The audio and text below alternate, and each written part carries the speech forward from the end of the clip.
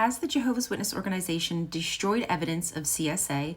Have they directed elders or ministerial servants to also destroy evidence?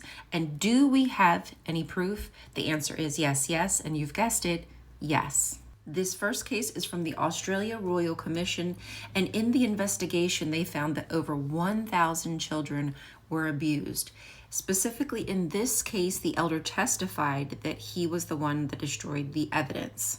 Jehovah's Witnesses destroyed notes about child sex abuse. Inquiry told church elder tells Royal Commission that over 1,000 allegations of abuse since 1950 were dealt with internally rather than reported to the police. A young girl was groomed by an elder since the age of 15. He has since passed away, but another elder testified that there was evidence, there was notes that got destroyed.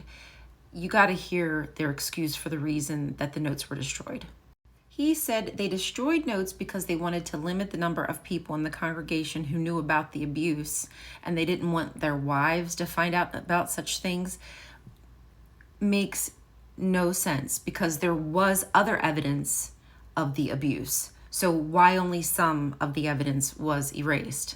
It gets worse. Horley also said he did not realize at the time the abuse was a criminal matter, and it was not the church's practice to report allegations of sexual abuse to police. You've got to be freaking kidding me. I told you these people are inept. They are not trained to be handling such matters.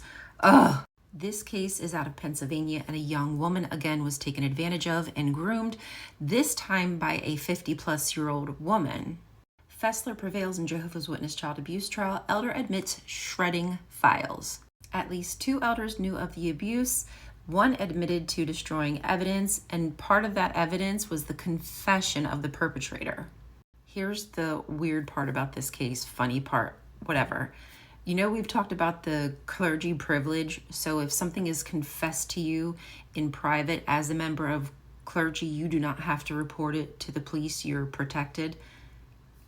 They tried to claim the clergy penitent privilege in the abuse case, yet in the same case, they said that they weren't clergy and they didn't get paid. I'm gonna zoom in on that one. You hear what I just said? They said that they weren't clergy, but still tried to claim the clergy penitent privilege to get out of the reason why they didn't report the abuse to authorities.